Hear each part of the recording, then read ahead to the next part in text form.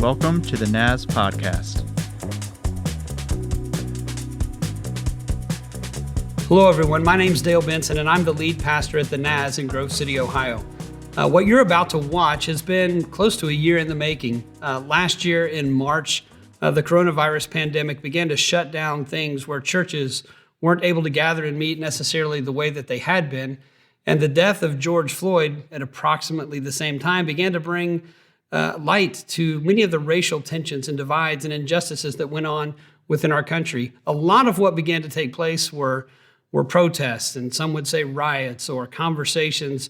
As a church, what we wanted to do was begin to say, how do we engage in conversations with people that are different than us so we can actually hear where their pain might be coming from, or they can hear where our fears might be coming from. So what you're about to watch is a conversation between a friend of mine named James Gaiters and myself. It's going to look different than what we normally do. Quite often, I get to be the one asking people questions. The meeting that comes together is on my agenda. We kind of flipped the script on this thing, and James is the one who put together the questions. I told him I didn't want to know what he was going to ask me ahead of time. It was just going to be a couple of friends at Mission Coffee in the Short North having a Coke and a cup of coffee. And so what you're going to watch is not some sort of televised newscast.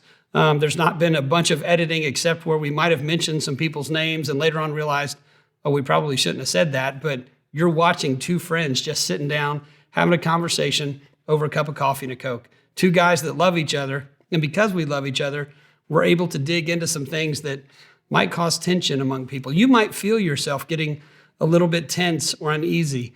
My hope is that you'll listen to friends as they wrestle with some tough issues that surround racism and ethnicity, but that you'll also hear about the hope that we have of what God can do in and through us as we continue these conversations. We hope you'll join along with us, whether you watch this conversation in one long setting or multiple different smaller settings. It's our hope that not only will you enjoy it, but it will be an opportunity for you to see maybe how you can begin some of these conversations with people that might look different than you.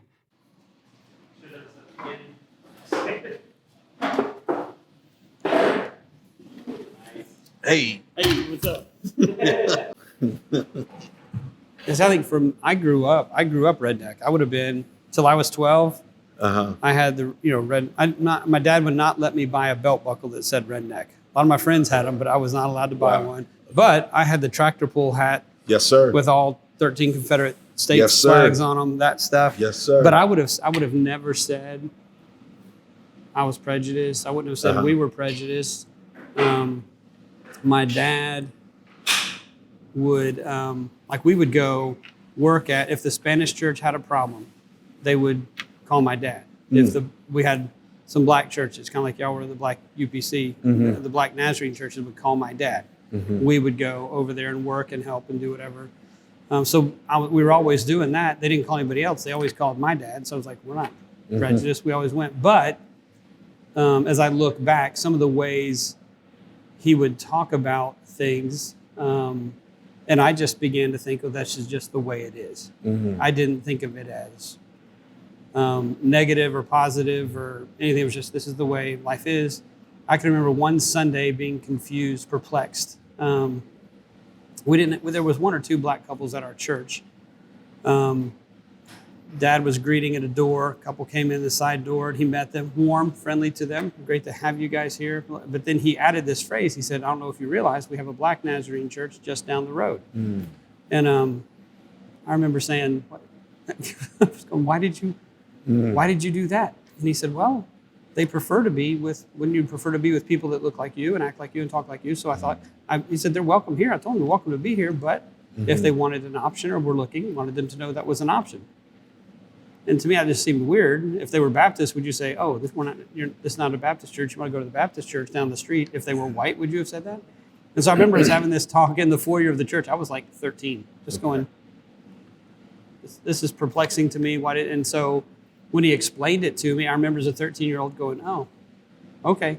And that makes sense, I guess, until I got to high school. And I think you've heard me talk about, I got to high school, made the basketball team, and I was one of like 3 white guys on the basketball team. And so then I know I didn't go through, I was probably like you talk about your kids at Thomas Worthington. I was the white kid with all my black friends. But then I was able to operate in two different, I think you said two different energies. I was able to operate in two different energies. But being over here with my black friends was a whole new, totally different world for me to move around in and be in. And so having conversations, I was curious enough and I was too stupid not to know what questions not to ask. So I would just ask and they would tell me what they were going through or what life was like or what I had that they didn't have. So it things perspectives I had never thought of before.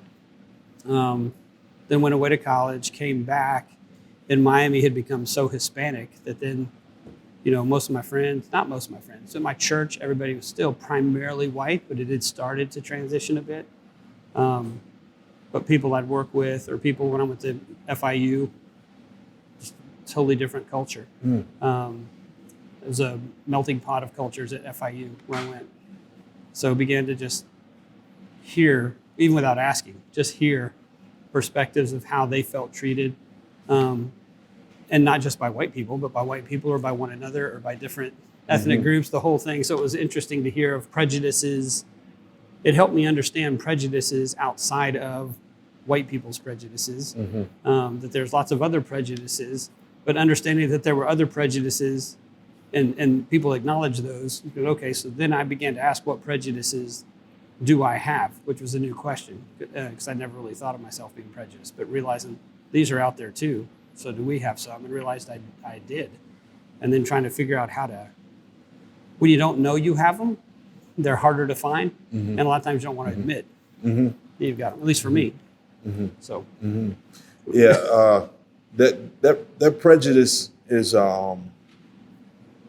that's an interesting buzzword, and I've learned for a while that everybody prejudges based on, I guess, what they don't know. Interestingly enough, I read the statement on the NAS site. Oh, yeah, website. And let me see what you said. As a local church body, we stand firmly in the position outlined below as we desire to take seriously the call to identify and seek to remove acts and structures of prejudice to facilitate occasions for seeking forgiveness and reconciliation and to take action toward empowering those who have been marginalized. It is not enough to simply state one is not prejudiced. We must put love into action to battle the evil and hate in our world that is displayed in prejudice. That was your quote.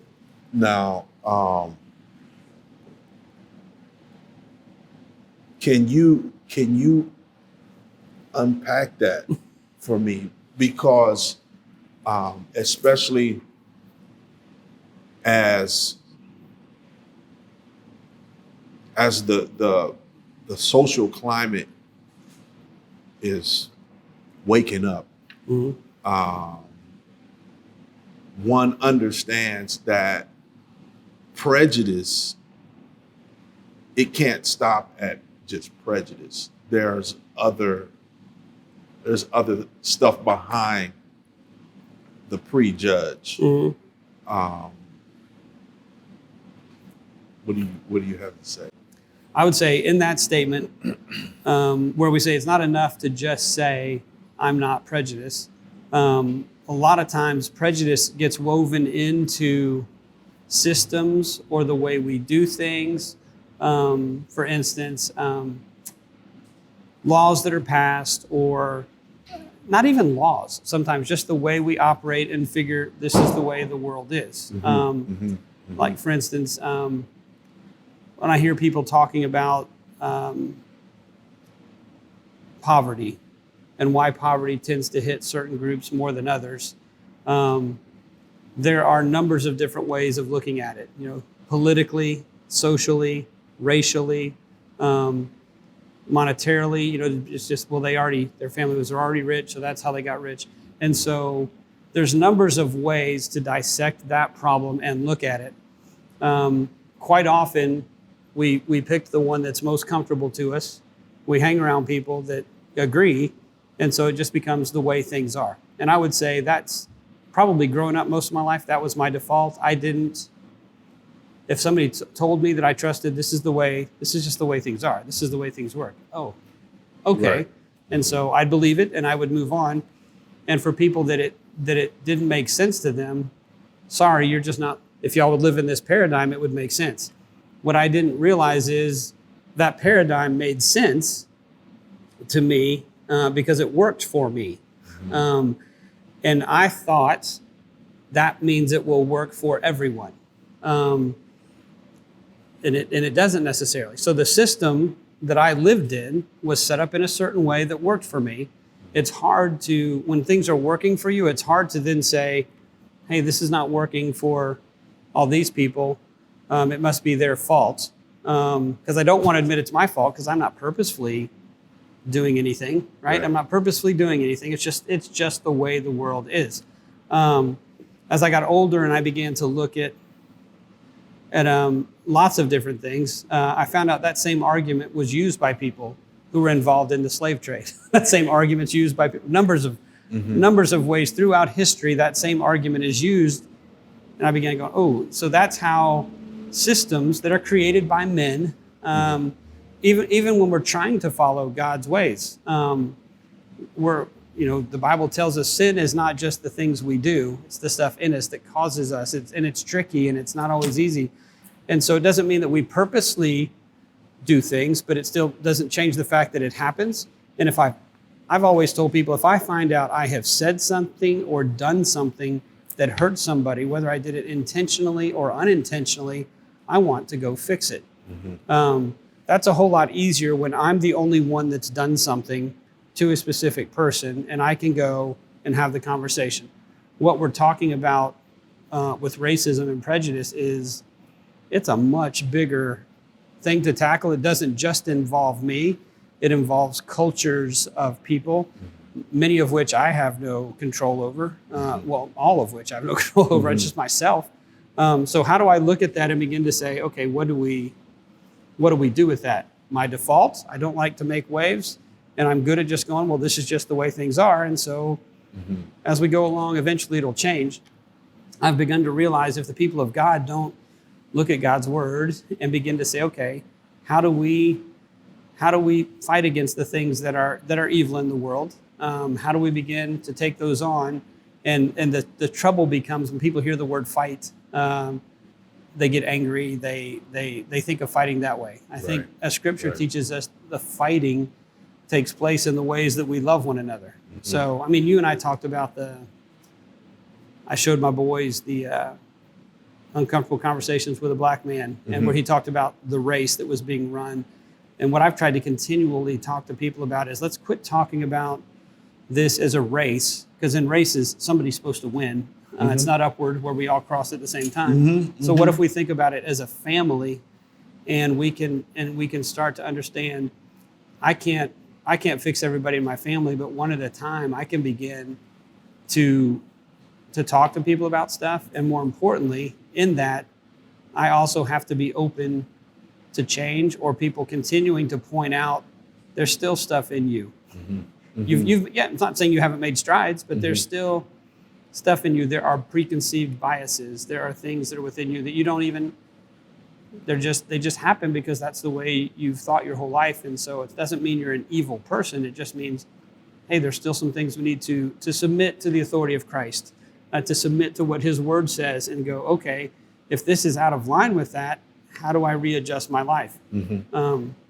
So the stuff with Black Lives Matter, with the racial things that are going on, I think has provided an opportunity for me to say, okay, it's been a while since I've gone and really reassessed my life and sought God and said, okay, search me and see what's here. The second thing that's happened in me, and part of the thing that God, I feel like, has said to me in this time, in this move is I've worked on you enough for now. There's more to do. Mm-hmm. But right now, in the role that you're in as a pastor, can you take what you've learned and open up a platform to continue to show people there's more things you need to deal with? Part of the reason I let you ask the questions to me, and I don't know what you're going to ask, was so that I want our people to figure out if I am stuck, if I get caught and realize, good night, there's stuff in my life that still needs to be dealt with. How do we then deal with that rather than getting defensive or blaming you for not understanding the way the world works or whatever the case is? How do we begin to walk through that? And I don't always know. I don't know the answers, especially if I've got unperceived biases. Okay. You use the term racism.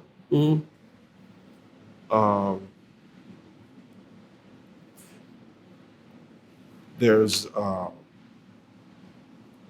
this thing called systematic racism. What do you say? What do you say about that? And is dealing with systematic racism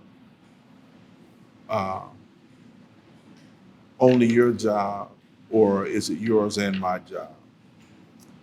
I think there are things that,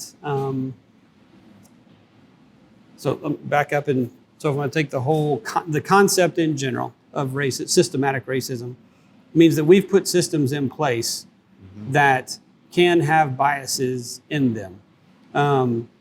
Any system can be manipulated. I was talking with somebody today about Disney World.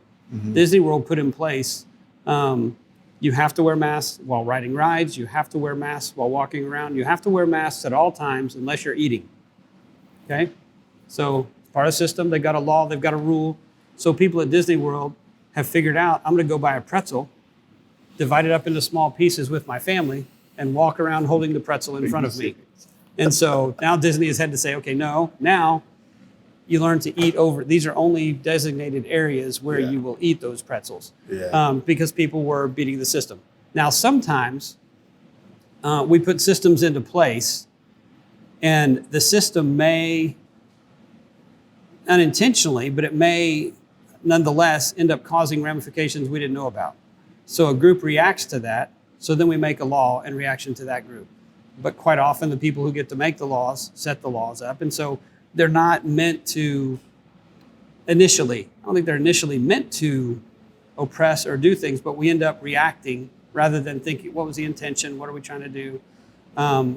So now, to admit that in our society and our culture, there is sometimes the systems are,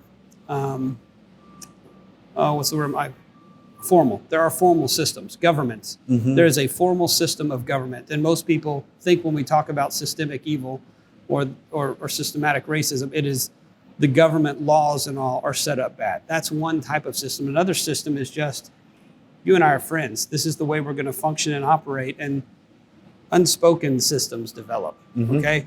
Those are even harder to deal with because there is no formal place where I can go find all the rules about how this is to respond and how I'm supposed to react. Or if I finally hear from a black friend, this is how you should respond and react, and then I do that with another one of my black friends, they don't agree with that. They think there's a different way to respond. Well, now I'm confused. And same thing's true with white people. It's true with all of us. That system becomes more difficult to handle unless we figure out how to do it in relationship. That's why I think this kind of thing is important. That's why I want to do this with our people, is to look at, if God created all of us in his image, and we are brothers and sisters in Christ, that we are all carrying in us the blood of Adam, then a lot of the things that we're arguing about make no sense. The ways we apply them in broad strokes to certain races or certain cultures, the way we go and find statistics and all, to prove our points, to prove our facts. I'm more interested in what I have found, I think, and this is my personal bias from the way I grew up. I have found the more that I am able to be in relationship with people that are different than me, begin to hear their struggles, the hurts, the things they've gone through, the things they love, the things that make them tick, I can begin to understand them a little better as people, not as this generic people group out here that I've thrown, a blanket stereotype to. Once I begin to understand them, it helps me understand some of the things they struggle with, which makes a whole lot more sense when I hear the news. I can be an advocate or a help for them. I've not walked in their shoes. I don't pretend to. But with my friends who don't get it, and I don't know that I don't fully get it, but I can at least be a bridge to say, maybe that's not that. I've got friends that fit in that people group you're talking about that's not really what they believe. Here's what, and here's why they've gotten to where they are. And most people, when you're able to explain that and say, hey, why don't you come sit down, talk, chat, let's have this conversation, it becomes a lot easier for people to be open. Learning from my friends in different cultures that are different than me. I used to ask questions in such a way that I didn't realize that they were leading questions, but they were, like saying, you've never really experienced this, have you? And the response I get is, yeah, no, I never really have. Well, I learned when I started asking the question, how have you experienced this? I would get answers because the default was, I know you've experienced this, please tell me. Where before, when I'd ask, you never told me that. And they're going, well, I know you really didn't want to know. The way I asked my question made it where they didn't want to know. So some of it was learning tools and skills to ask and elicit, to elicit from my friends, tell me ways that I'm doing this that I don't even know.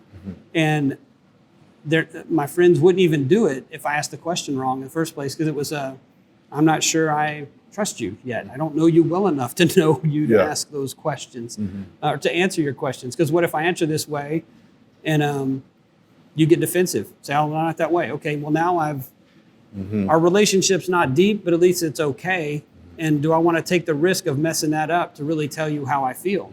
Until my friends felt comfortable enough to really spill the crud and tell me all the junk, and then saying, here's how you do it. That's the only place then that I was able to see where I might need to change. And that doesn't mean we didn't still argue. There were some times where I would go, no, you've read me wrong. You've prejudged me on that, because that is not at all what I felt. And I had to feel free enough to argue back and have those conversations. And once we were able to have those, we were able to see, oh, okay, so some of my black friends would go, oh, so not all white people think this way. No. Right. What makes you think that? Now, there were things in their past that made them think that's what. There were stereotypes on both sides, and the only way that gets corrected is by conversation in love, I think. So with that in mind, if you haven't said this,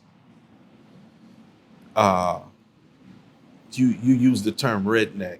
When did things change for you? Like, when did, because your kids, the way kids are raised to a certain point is all they know. Yeah. Did you touch on that? Did you say? I hadn't yet, no. And you may have to edit part of this out. In my 11th grade year of high school, I made the basketball team. I was 5'8", 135 pounds, little kid. There was a couple other black guys on the team about my size, but then everybody else is bigger. And I was point guard during practice one day. It was probably my second week of practice. First time I had been point guard, leading stuff. And one of the guys kept telling me, pass me the ball. And I was saying, run. I was trying to get everybody to run the play, trying to get them to do stuff. And he kept asking for the ball. And finally he yelled, I said, throw me the ball, redneck. And so I picked up the ball and I thought. He said this to you? He said it to me. Okay. So I thought, the line is in the sand. I don't know how to respond to this. Is this a test, or does he really think I'm a redneck? And so I thought, I'm either going to get beat up today, or I'm going to take a stand, and become a part of the team or something. I just remember thinking that in my head. It was stupid, but that's what's in my head. We react in ways that make sense. Yeah. So I walk over to him and I said, redneck, you call me redneck because I'm white? I said, how would you feel if I called you, and I called him the N-word? Yeah. And he said, I wouldn't care. You're one of us now. And I'm like, oh. Wow. And so from there on, I'm not proud that I kept using the word, but the word changed for me. It was no longer a bad derogatory word when I was with my friends. And I realize now things have shifted. And for a white person to use that word is it's off the table. I haven't used it in, I don't know how many years, probably 20 years. It's been taken off the table. But with my friends, I was one. They were one. Culture shifted. But at the time, that for me, I didn't know how to respond to that. That was not what I expected. I didn't know what to do with it. And so it made my whole world change. I was going, what do I do? What do I do with this if I'm not a redneck? And now I'm being called, in some circles, I'm called the word that I used to use derogatorily, I now am. That was confusing. What do I do? What do I do with this now? So, yeah, that's interesting, because what I got from that story was you carried yourself a certain way that told this guy that that's who you were. Is that? I thought so, but what I got confused accurate with was when I got there, and I said, if I call you this, he said, no, you're one of us now. Yeah. So I'm going, so am I a redneck or am I right one of you? I didn't know how to handle that. And I realized I had crossed worlds. I was in a weird in-between state. And for him, I think he used the redneck word the same way I'd used the N-word. Right. And so it wasn't really, it was just that I was white, and he wasn't even meaning it bad. He just wanted the ball. So he did something to get me upset to throw him the ball. And so, I mean, it was weird, the way that shifted. And my whole, it was interesting because I then played baseball, and our baseball team was all white. And so I was in an all-white group at times. I was in almost an all-black group at times. And the only way I think I made homecoming court is all the black people voted for me because there were only 2 other black guys running for homecoming court. Wow. And that was a large people group for me. So it was weird. I never really was fully accepted, if that makes sense, because I was still white. And I got that, and I realized that. And so I didn't get invited to all their parties and all that kind of stuff my friends would have. But I was able to hang out in there. But I don't know that shifted for me, where I began to realize I was in one place I was seen one way, and one place I was seen another.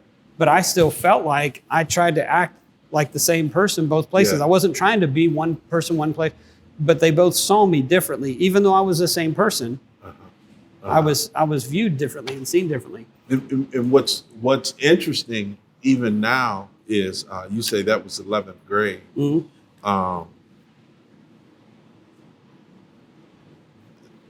That's the energy I got from you when I first met you. Was what? You're this guy. You're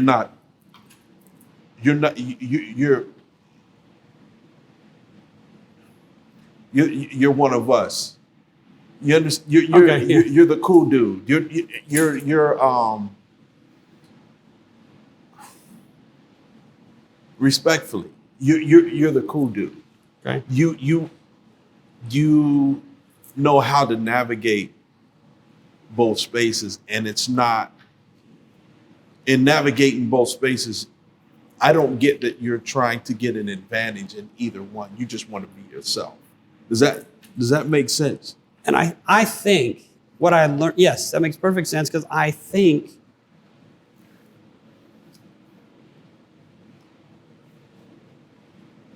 as I talk to my friends, that's all they want. They want to be themselves. Absolutely. But when I'm over here, I can't be myself. Or when someone from here is over here, I can't be myself. And if I can't share who I am, then you don't really know me. If you really knew me, you wouldn't love me.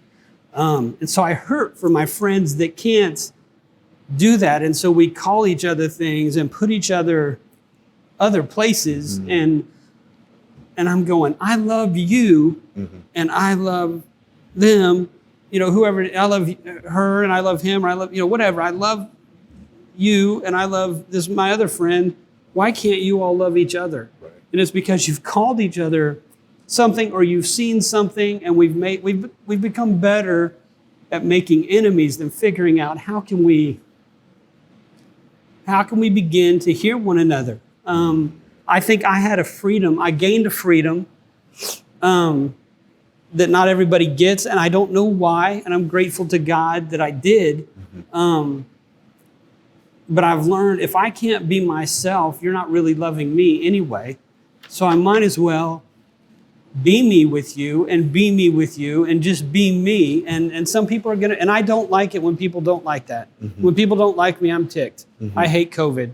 I got to wear a mask. I can't wear a mask. We should quit talking about Black Lives Matter. We're not talking about it enough. Right now, making decisions is tough because people are we've polarized, we've set up systems. All these things are at work right now. And I'm going, can we get together and really sit down and talk and realize at our heart, we want to love God. We want to do what God is calling us to do. As we've read scripture and tried to work through things, we may have come up with different ways to do it. That doesn't mean the other person's evil and I'm good, or vice versa. And I'm trying to help us as a people go, if we will actually sit down and Alpha helped me with this. Listen to people so that I can understand them rather than just to answer, I know what you're going to say, so now I'm going to answer it before you even finish your sentence. I've gotten with my kids. My kids interrupt me. I used to do that. I still do it some. They think they know what I'm going to say. So when they start answering, I will totally change the sentence I was going to say to the opposite. And then they get caught. Right. It's hard to do that in relationships with people. But how do we get to that spot where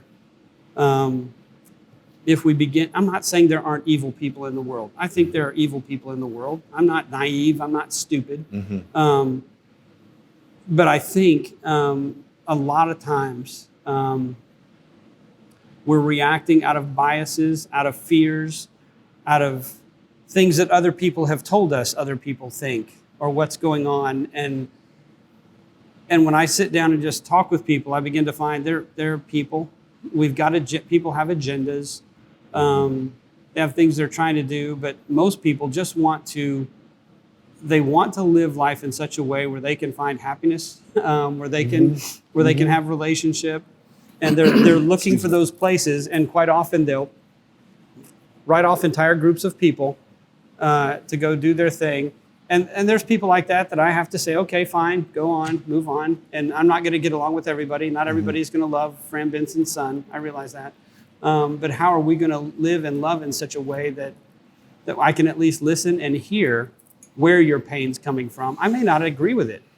I've got friends who tell me their pain is because of this. And I'm going to say, no, your pain is because something else has happened here that caused you to do all these drugs that's now causing this. You got to quit the drugs. You also got to figure out what's back here that caused you to get to the drugs in the first place. I don't know what it is, but there's something else back here. And sometimes it finally comes out. But we've all got those biases. The ones with racism often, though, they're cultural. They're just kind of built in to the way we've always done things. And that's where I've had to start. That search me prayer, Craig Rochelle, we read about in the book, that whole search me. The reason that I grabbed that is because when I get upset with people, God's got a weird sense of humor with me. God has always taught me to sit down and pray and help me, God, to see if I've got a plank in my own eye when I try to go remove this speck out of somebody else's, even though I think they may have a plank. God always points out to me something wrong in my life that may not be as big as what theirs is that they're going through, but there is something in my own life that I need to deal with that I've been blinded to. If I can keep that attitude going in, it's a whole lot easier to listen and work through things, realizing I can't be judgmental because I have this here. Mm-hmm. Mm-hmm. I got. I noticed the scripture on the website in the Nazarene statement. Mm-hmm. Hebrews 12:14, follow peace with all men, Mm-hmm. and holiness without which no man shall see the Lord. How does that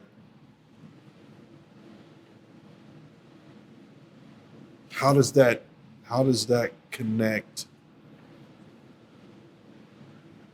How does that connect with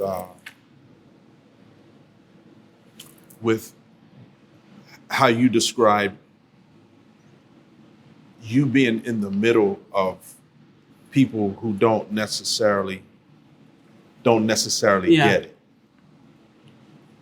Yeah, there's got to be a sense in that follow peace with all men, the sense of I also have to walk into conversations thinking, well, I'm thinking they're not getting it. Mm-hmm. They're probably thinking I don't get it Mm-hmm. also. So how do I walk in realizing I may not have it? So Lord, help me to hear what is being said, not just let me hear what is being brought through their heart, not just what's sometimes I say words and the intent of my heart isn't coming out correctly, if that makes sense. So how do I judge that? Number one. The second piece, that whole passage with the follow peace with all men and the holiness without which none shall see the Lord have become very difficult the way a lot of holiness churches have made it, because we've made holiness a very Old Testament understanding of, like when Achan stole something, if there was any sin in the camp, the whole camp gets wiped out. So there is this vicious battle to weed out any horrible, terrible thing, which isn't very peaceful. And so to follow peace with all men while trying to root out and weed out any sin makes us very cynical and skeptical. And we look for fights. We look for people that are going to come against us, and we got to make sure that no enemy shall overthrow us or overcome us. And so we become battlers. It's real evident right now in our society. Everybody's fighting everything, and people that aren't are just sheep. Is the way they're positioned. But that verse, a lot of times people read it and they say, follow peace with all men. And the way I remember first hearing it growing up was, and the holiness without which no one shall see the Lord. They don't realize it's follow peace with all men without which no one shall see the Lord, and holiness without which no one shall see the Lord. These two things go hand in hand. So how is following peace with all men and holiness, how do those things move together? And if holiness is living out the heart of God, I realize that I don't have to fear and weed out the evil anymore. Jesus says, the kingdom of heaven is like a field where someone had planted wheat, and at night the enemy came in and sowed weeds among the wheat. Not weeds, sorry, that's bad. Sowed weeds. Sowed weeds among the wheat. And so the next day the people come out and say, oh, what are we going to do? Should we go pull up the weeds? And the landowner said, no, because if you pull up the weeds, you're going to pull up the wheat too. Wait till the end, and then we'll separate them, and we'll burn the weeds, and the wheat will move on. So I realize now my job right now is not to pull up all the weeds. There are going to be weeds there. There are going to be people in church that are deceptive, that aren't doing things quite right. Sometimes intentionally, sometimes unintentionally. And what I need to make sure of is that I'm not allowing Satan to sow those weeds into my own heart, that I don't become weeds. Okay, so that is something I think I need to look out for. And I think I need to look out for it in my life. But also think what I want to do is go and sow seed, to sow the word, to let more wheat grow. And in the end, God will be the one that ends up sifting and sorting and doing those kinds of things with people. So when I read that passage, knowing our denomination and how we are now as opposed to a long time ago, it's not that we don't think being holy is important. I think we do. But there's a realization, I know we do, that what God is wanting to do in me is fill me with the fruit of his Spirit, his love, joy, peace, patience, kindness, gentleness, faithfulness, goodness, meekness. Without these things, we don't see God. I need to live these things out, like Hebrews says. I live peace with all men. and this holiness, which is his Holy Spirit living in me to live that out in the world, so that people can see the change. We're not going to win. Martin Luther King said, hate does not conquer hate. Right. Only love can do that. And so I get frustrated when we keep battling with anger and hate, and justify it by saying, I pray the prayer, Lord, help me to love the things you love and to hate the things you hate. But I think sometimes we focus too much on the hating the things God hates rather than loving the things God loves. And I would say loving the people God loves. So. Thank you for joining us for this episode of the NAS Podcast. You can find us on the web at thenaz.church. We look forward to connecting with you.